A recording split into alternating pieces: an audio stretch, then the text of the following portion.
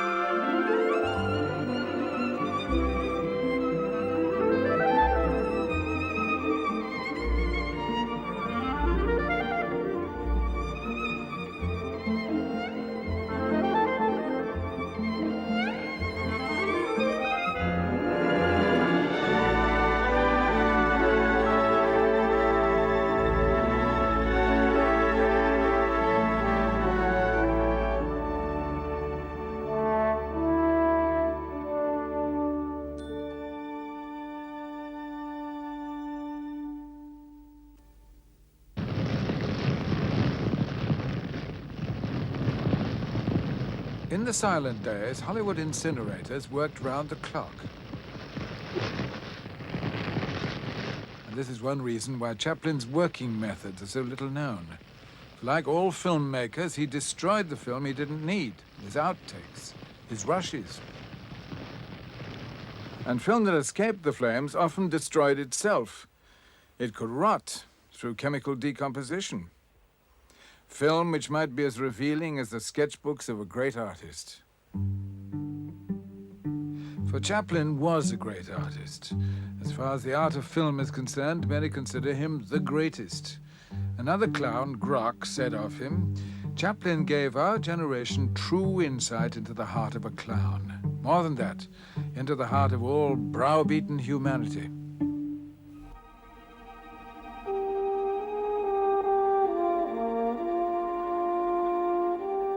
But Chaplin was very secretive about the way he worked.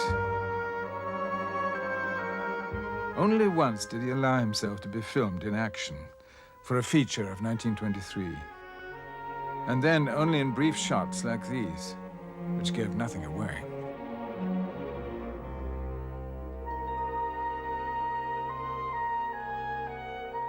He was the silent filmmaker supreme.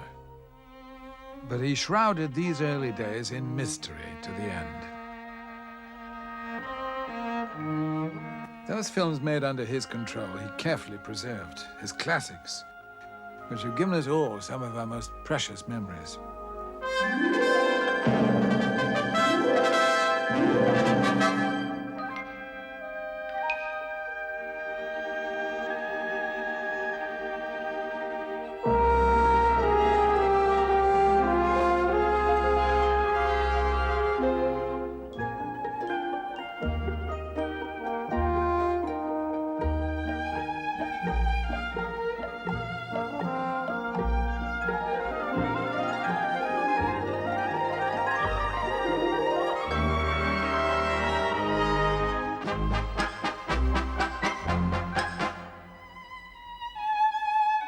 For this film, Chaplin did not own the copyright.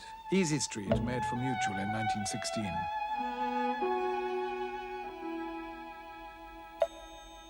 These early comedies Chaplin ignored. Many passed into other hands, copied and recopied until they were a strain to watch. This is how the original prints once looked. The photographic quality is sharp and clear, emphasizing the tragedy that so much has been lost. But by a miracle, some Chaplin outtakes have survived. Can after can of them from the period of the Mutual two-reelers. No one survives from the Mutual period, so the film in these cans must tell its own remarkable story, a kind of archaeology of the cinema. New York, 1916. Chaplin receives a bonus check from the president of the Mutual Film Corporation. His first year's salary, $670,000 plus the bonus. In return for becoming the highest paid entertainer in history, Chaplin has to produce 12 smash hit comedies. The first is The Floor Walker. Its subject, with typical Chaplin irony, is embezzlement on a grand scale.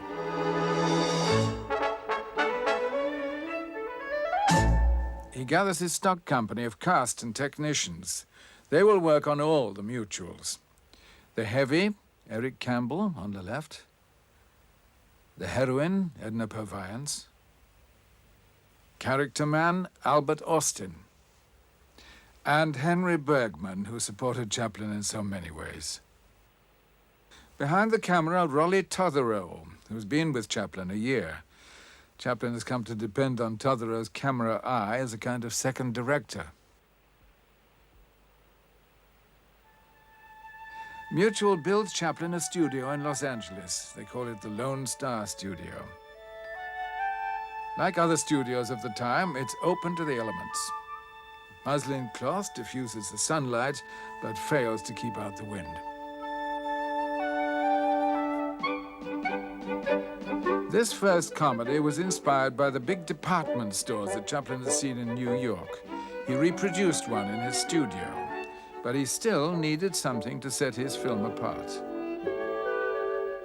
In New York, he'd seen a man tumble from an escalator. Without knowing precisely how he would use it, he ordered his construction crew to install an escalator in his set. "I would build these sets without an idea in my head," Chaplin said. But once they were there, comic situations would develop. And one can watch them develop in his rushes. Rushes which have not been seen for nearly 70 years. The slate board provides a new number for every shot. Here at last is a key to unlock the secret of Chaplin's working methods. His rushes show brief but precious glimpses of Chaplin directing, of Chaplin improvising on the escalator,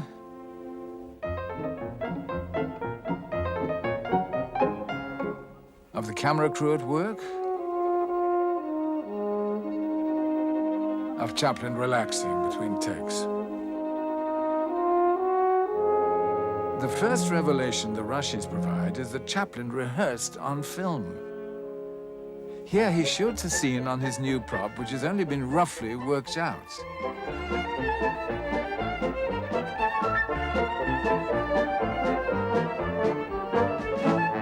Having screened it, he reshoots it to quicken the action.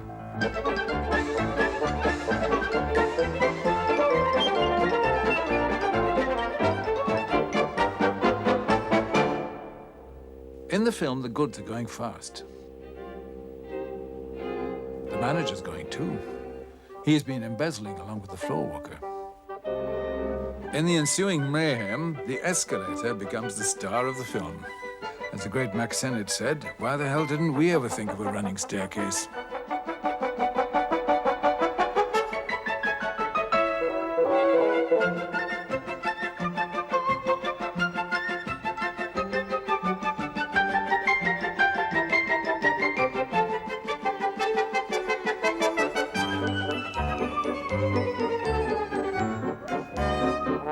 Props and sets were the springboard for all the Chaplin Mutual comedies.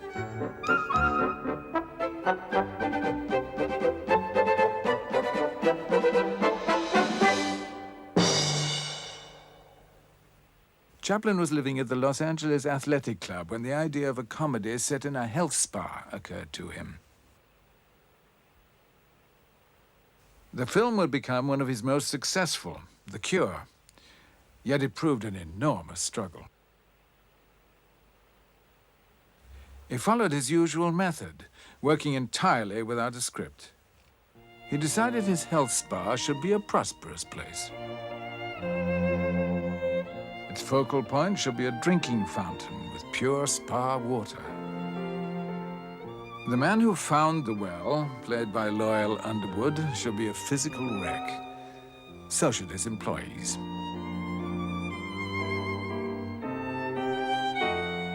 Amidst all this tranquil suffering, what could Charlie do? His first appearance with Eric Campbell gives him plenty of scope for slapstick. But almost at once, he finds himself slowing up. He next aims directly for the first joke.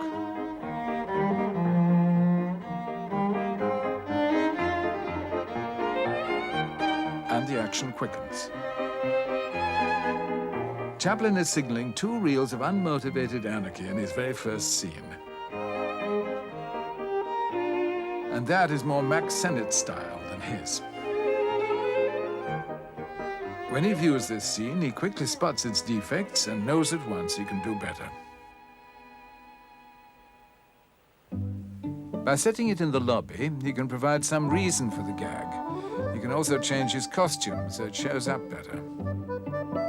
And with Eric Campbell as the victim, there's more reason for Charlie's callous behavior and its results.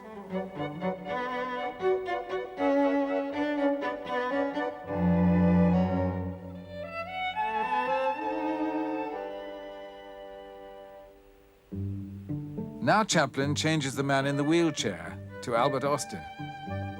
The raised skirt is more diverting on the stairs. Otherwise, it's exactly the same. Chaplin is suffering from a creative block. He repeats the scene a dozen times without being able to improve it. But all the work with the wheelchair gives him a brainwave.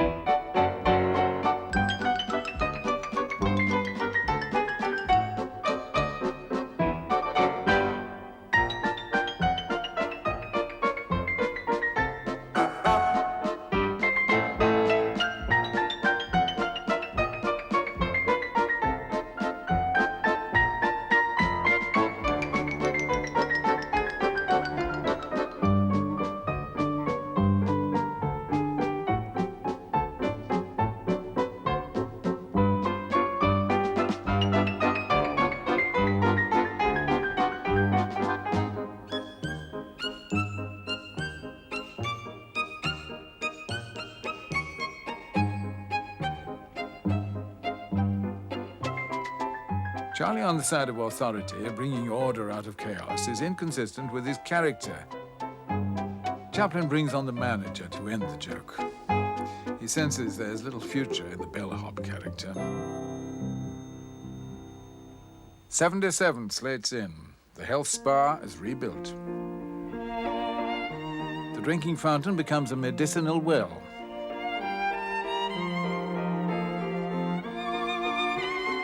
Now there is a resident drunk. When Chaplin showed John Rand how to play the part, he must have recalled his own music hall career when he specialized in drunks. And he makes a dramatic decision. A decision to scrap everything and start again by simply reversing the roles. He has found the character and the costume.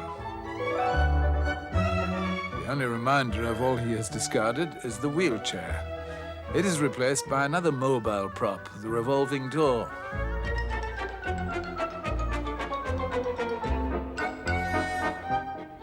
Chaplin had a lot of trouble with inanimate objects.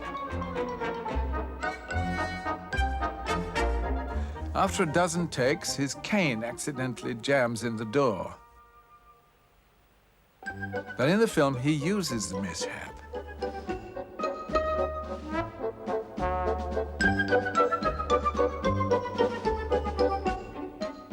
revolving door sparks off one of the most hilarious moments in the picture.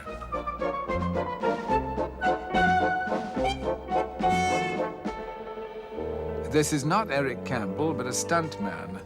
Chaplin has told him to stay underwater for as long as he can, waving his legs. The signal for his rescue, his legs together. Among those who rush to pull him out is Eric Campbell.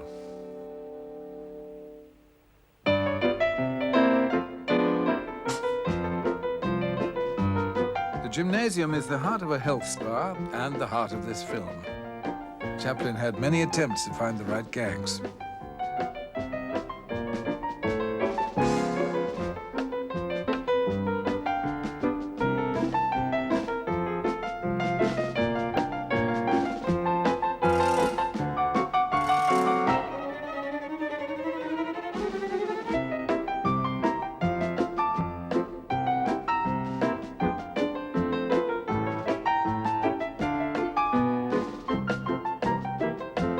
This sequence was cut from the final film, perhaps because it lacked the logic Chaplin was always searching for. He uses the contortionist to more memorable effect in the massage scene.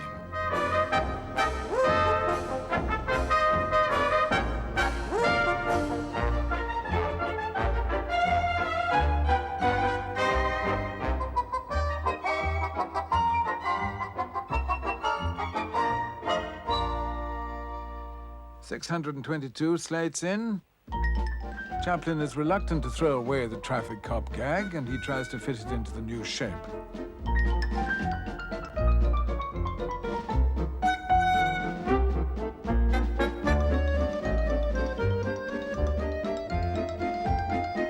But without a uniform, there's no reason for the gag, no logic, and Chaplin discards it. This romantic interlude, with Charlie promising to take the pledge, demonstrates the perils of directing and acting in the same film. Had Chaplin been watching from the camera, he would have noticed the overhead diffusers waving in the wind and letting sunlight through to the steps behind.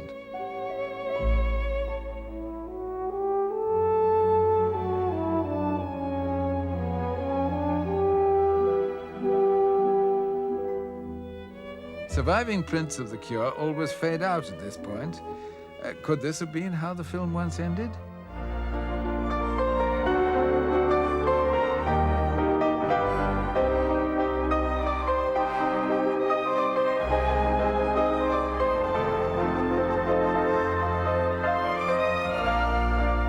Or is Chaplin just fooling for the benefit of Edna Purviance? Edna Purviance was Chaplin's leading lady for 8 years. She'd had no acting experience, which Chaplin preferred. This camera test shows the features which first attracted him. She had a sensitive mouth, he wrote, and beautiful, large eyes. She was more than pretty. Here, Chaplin directs her in a scene from The Adventurer. He wants her to resist Eric Campbell's advances with cool distaste. Edna was not a born actress, as these outtakes show, and Chaplin invested enormous effort in wresting a performance from her. She seems fed up shooting take after take, but her fatigue is part of the performance Chaplin is squeezing out of her.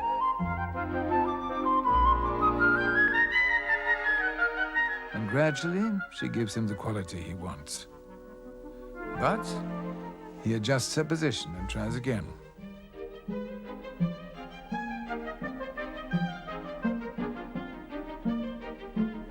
Edna was required to be cool and distant so often that one critic wrote, "Edna Purviance may always have been sad." These rushes would have surprised that critic.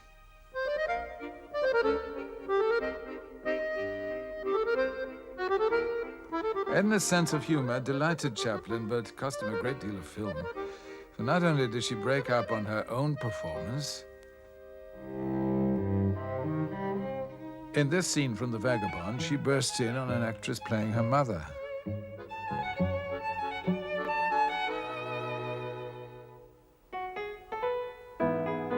In an outtake from behind the screen, Charlie coaches her as though he were a director and not just an assistant prop man. But much of their work together must have looked like this.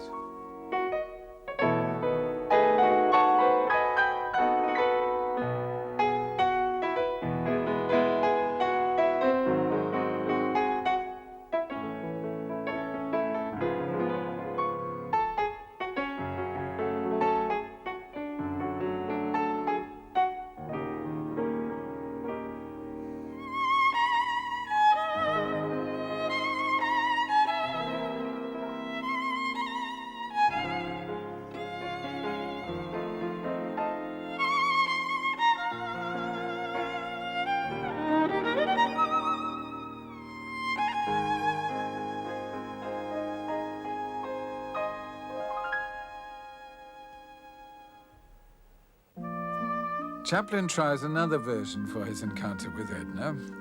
Desperate for work, she has disguised herself as a prop boy. She plays a harp, which Chaplin realizes is a trifle unlikely. The guitar is more masculine. But the boy's clothes merely heighten Edna's femininity. It's hardly surprising that for a while she and Chaplin had as close a relationship off-screen as on.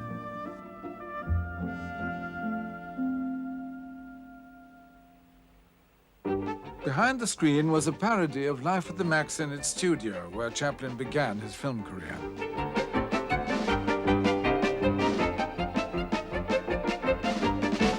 In the film, Charlie skillfully avoids all the pies, but not in the outtakes.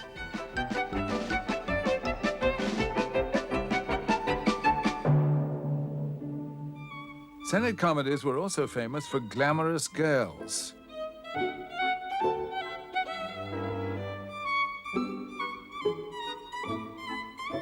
Dancing girls, bathing beauties. Chaplin parodies them all with his Dance of the Cleaning Ladies.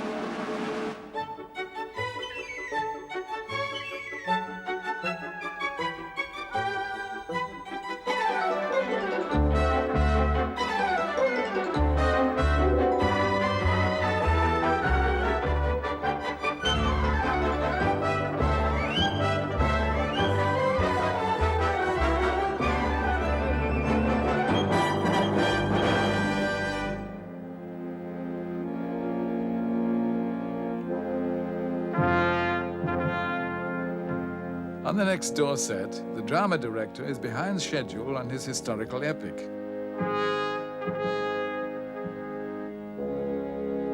The executioner has no idea how to handle his axe.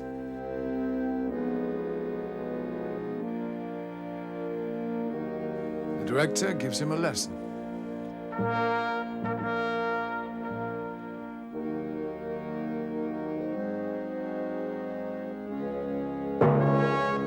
The blade falls within an inch of his heel, and there's no doubt the axe is sharp, for the blade is buried in the floor. Risky to do once, Chaplin does it again and again.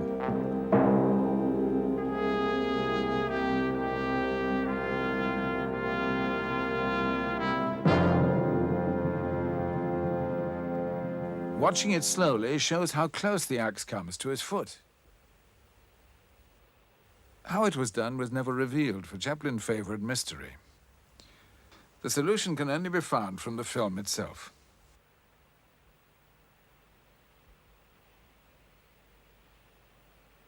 If we slow this down, it's even more baffling. He seems to kick an object on the floor, and his hat wobbles before he conjures it on his head.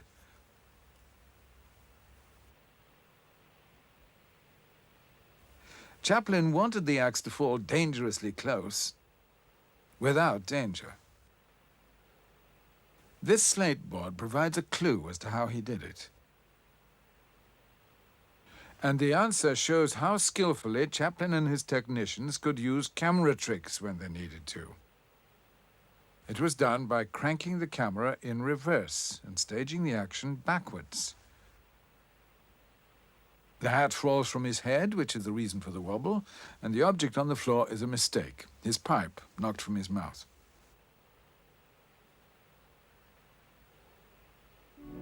And after all this effort, the scene was cut and never shown. A Chaplin mystery, a film that was never made. The setting, an artist's cafe. Edna Purviance is the girl, as usual. She could be playing a kind of trilby to Eric Campbell's Svengali.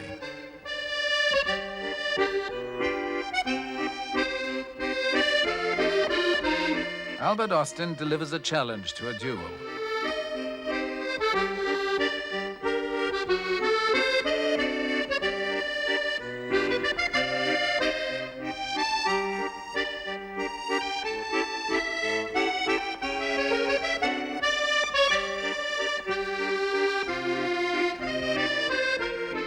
Whatever the idea, Chaplin rejects it. For now, he starts in earnest, on slate 1. Albert Austin wears the same costume. Charlie is better dressed than usual.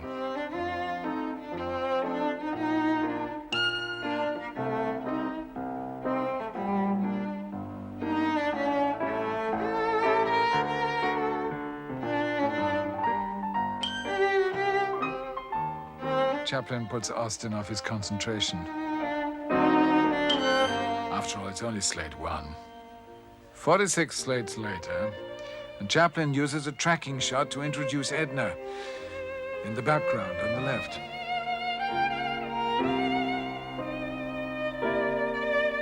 Now Edna wears a different costume and plays a different character, a lonely girl who can't afford a meal.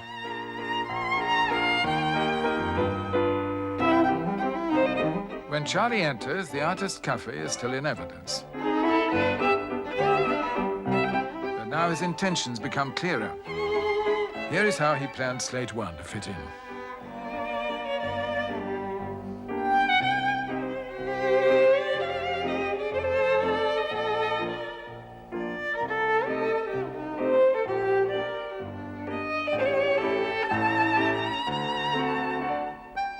He cast Henry Bergman as a bullying waiter.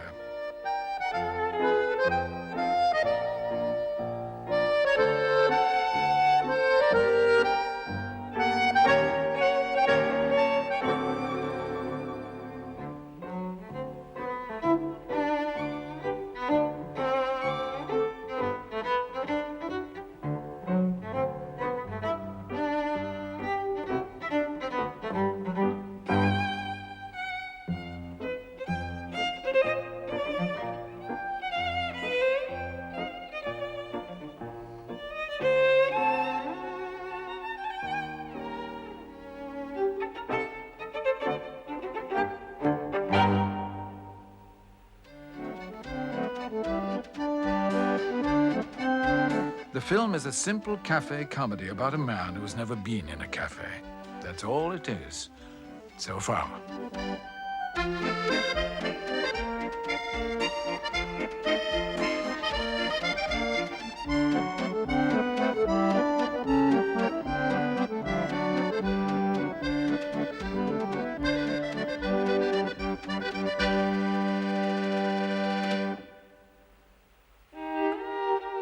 Now he's got rid of his companion, Charlie discovers a new interest.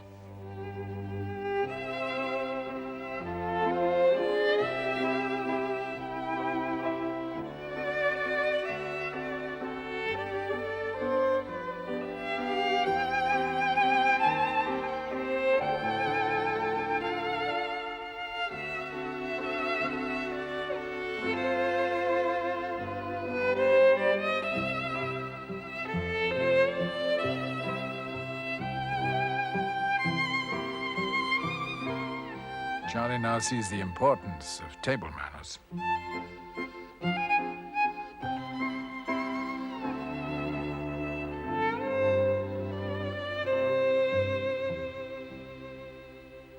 A customer in trouble for not paying the bill. In his early years, Chaplin was intimidated by waiters, and he knew just how many people shared his response.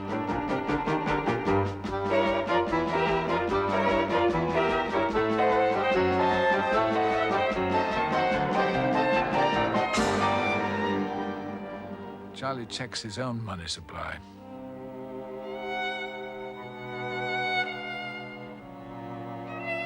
Chaplin usually plays such scenes with delicate restraint, but in this outtake, his improvisation gets the better of him.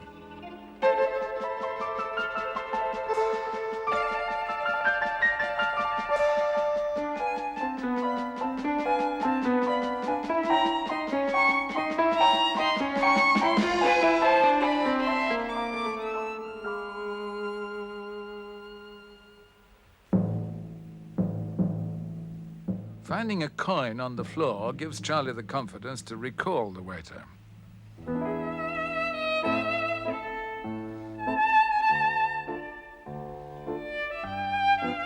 Henry Bergman was a staunch member of Chaplin's stock company, proud of his ability to play any part. But Chaplin was now wondering about his ability to play this one.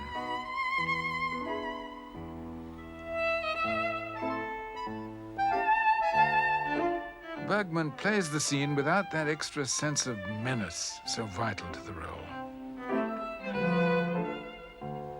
Chaplin is halfway through the film. He has discovered, at last, that he has the right approach but the wrong actor.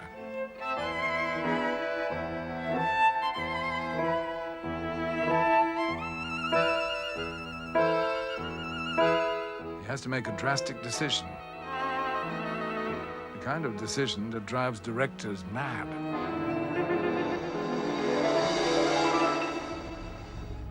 The next day, he starts all over again. He has to reshoot all the waiter scenes with Eric Campbell, this time to much greater effect.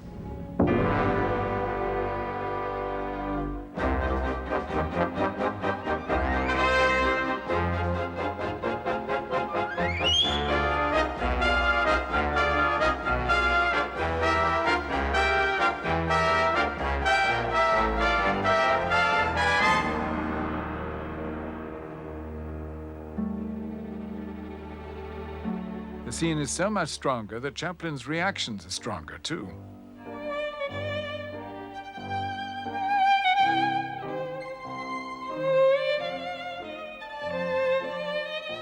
By the change of actor, Chaplin converts a mildly amusing scene into what, in its full version, is a classic sequence of film comedy.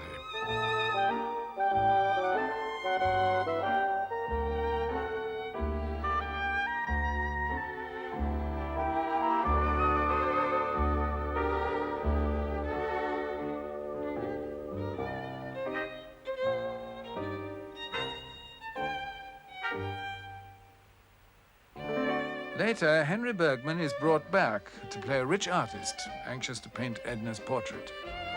Chaplin's original idea of an artist cafe pays off. The cafe scene cannot be sustained for a full 2 reels, even with retakes of Campbell. Chaplin needs another outstanding idea. He gets it by asking a simple question: where has Edna come from?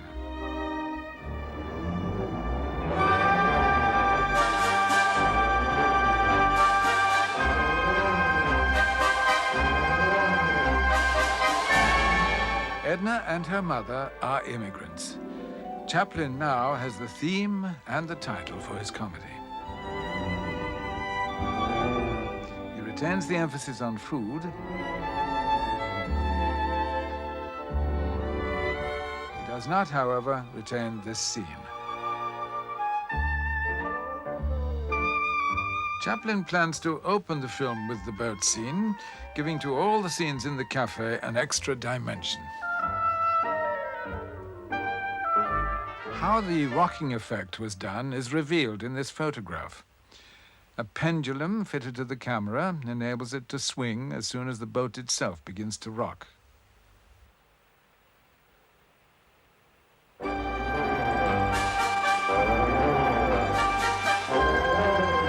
Chaplin makes even the misery of the immigrants seem comic.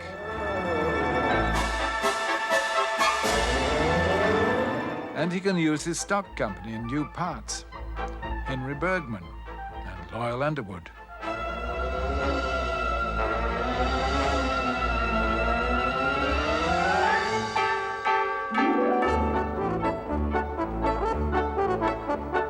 The set of the dining room is not on the boat, but in the studio. The cameraman accidentally reveals that the set is on rockers.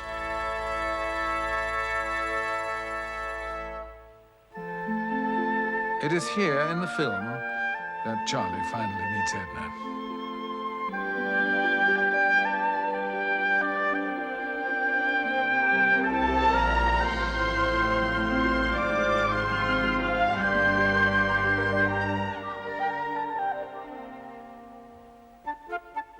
During the card game, Chaplin produces a prop he had never used before and would never use again.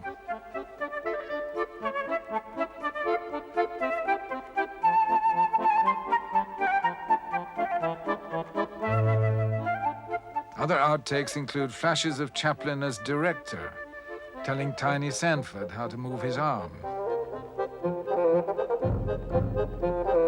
watching an uninspired actor in growing dismay.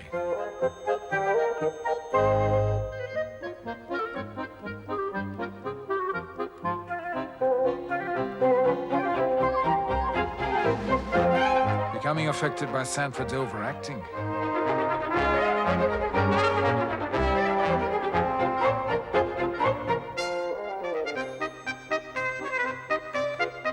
By Sanford's whistling.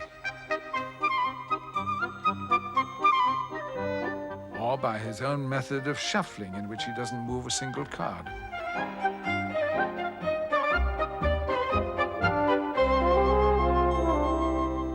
In contrast to all this hilarity, a flash of anger at unruly extras in the farewell scene.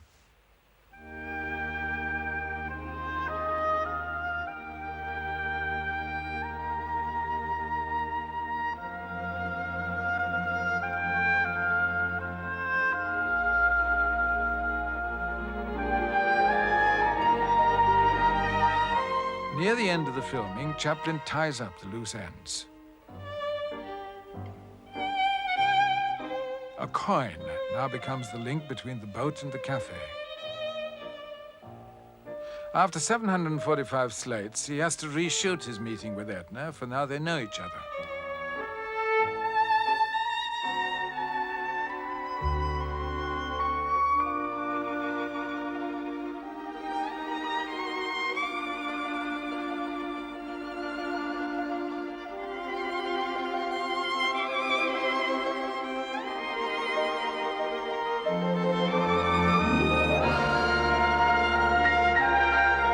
The film now falls into place as Charlie realizes that Edna is alone in the world.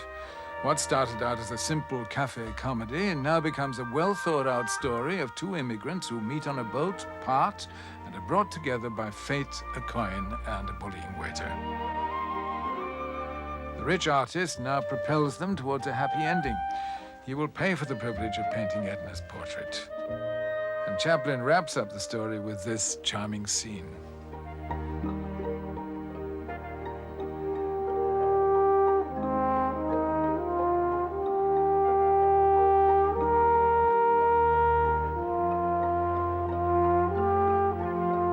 On its release, Photoplay magazine said, "In its roughness and apparent simplicity, The Immigrant is a jewel.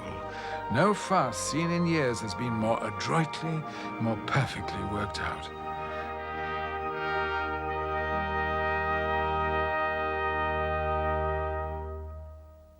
To make sure that everything was perfectly worked out, Chaplin surrounded himself with vaudevillians like John Rand, who knew comedy inside out.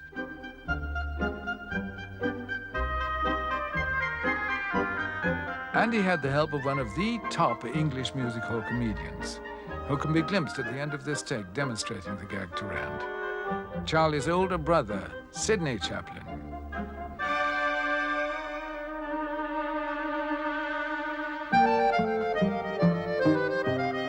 Sidney, on the right, had been the more famous comic in England, but he took his work less seriously than his brother, which perhaps accounts for this piece of film, the kind of fun in front of the camera Charlie seldom indulged in.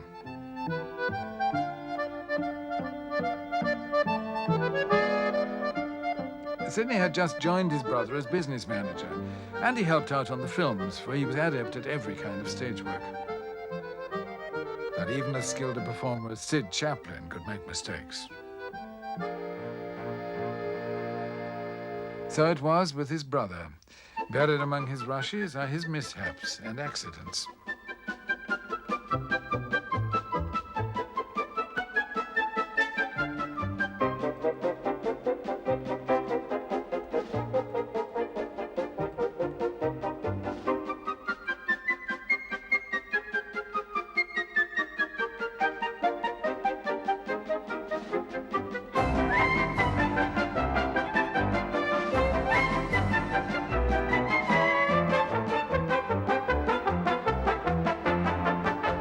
The sheer physical strain of turning out a film a month was enormous, even though Chaplin was so young.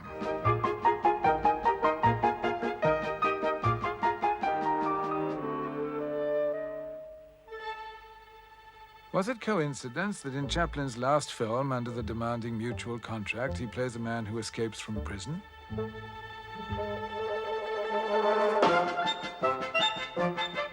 The Adventurer was a film of speed and vitality, which began and ended with a chase.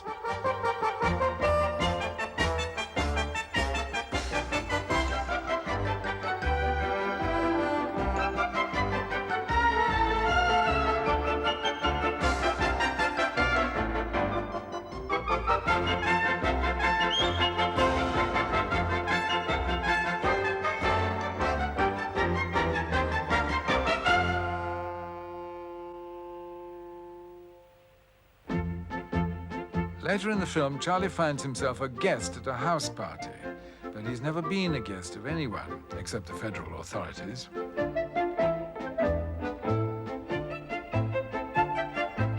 Chaplin often started a scene with only the beginning worked out, hoping to be inspired en route. He usually was.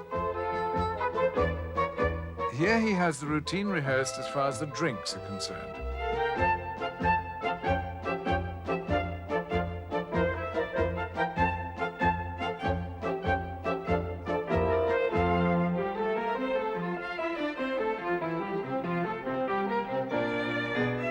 Now he begins to improvise.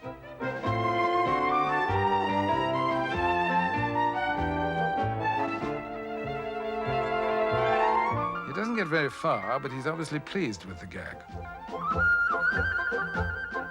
This take is awkwardly staged.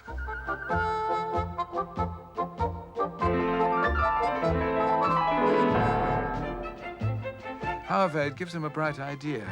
He should now meet someone. Who? He improvises a joke which convulses them both.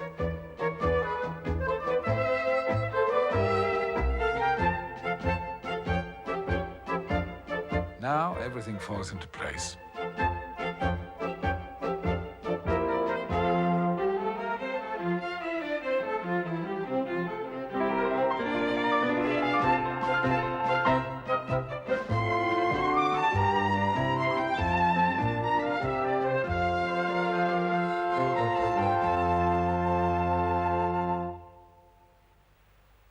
Charlie becomes better acquainted with Edna.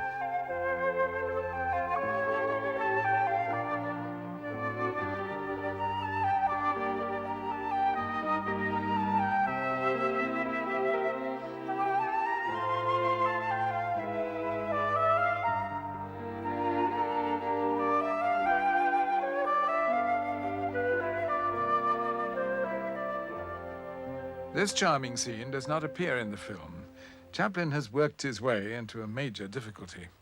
He had started a sequence with a Spanish dancer.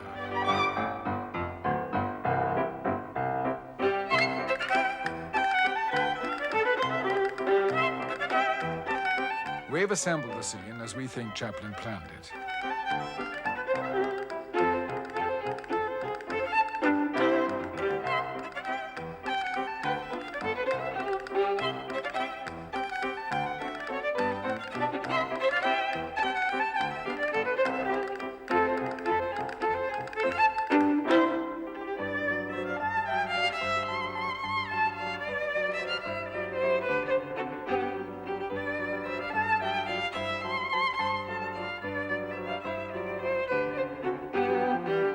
Having set up the Spanish dancer, Chaplin has to make something out of it.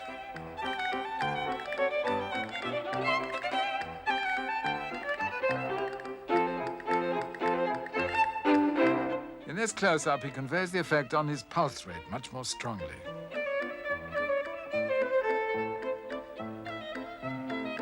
But he has given himself a problem by flirting with 2 women in one scene.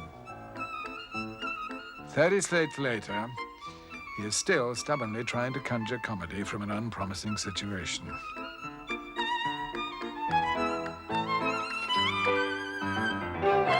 Charlie thinks the dancer is causing him to overheat. Actually, he's sitting on a radiator leaking steam. That much Chaplin has worked out. What he hasn't worked out is what to do when he discovers the radiator.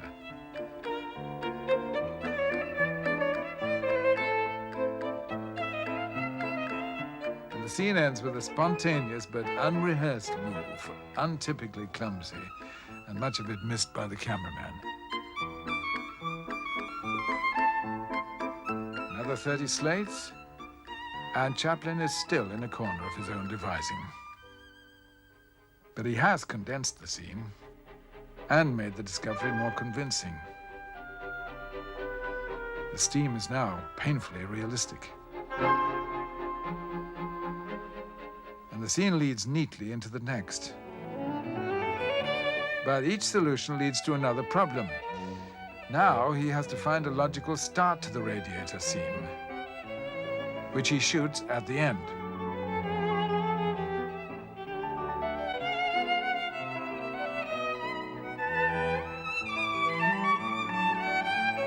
Now that he has worked out all the permutations after 100 laborious slates, what does he do with the sequence?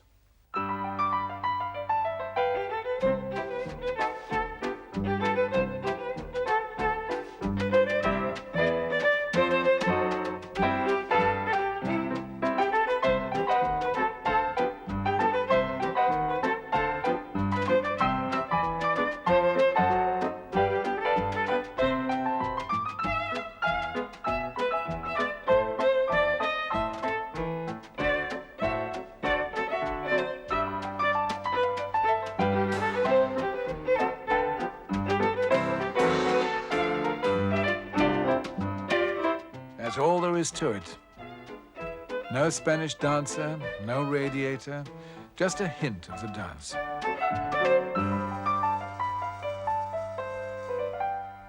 When I had difficulty solving a problem, wrote Chaplin, I would lay off work and try to think, striding up and down in torment. This unique fragment shows him in discussion with Albert Austin and Henry Bergman, his 2 closest advisors. It was the hours spent like this that produced moments like this.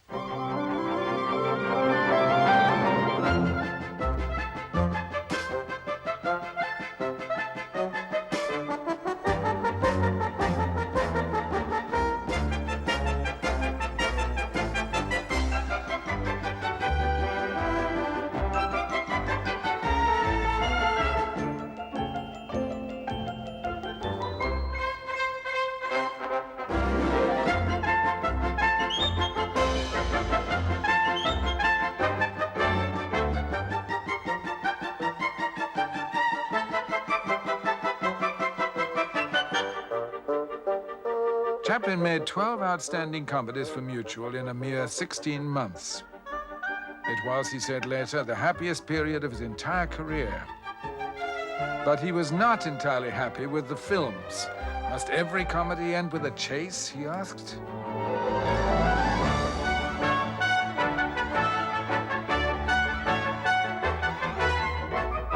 In 1917, he left.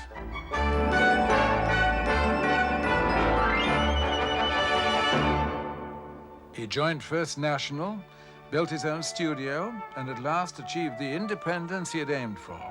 Now he planned to concentrate on quality rather than quantity. He would be the boss. He would produce great films. And those who worked with him describe how in the next episode.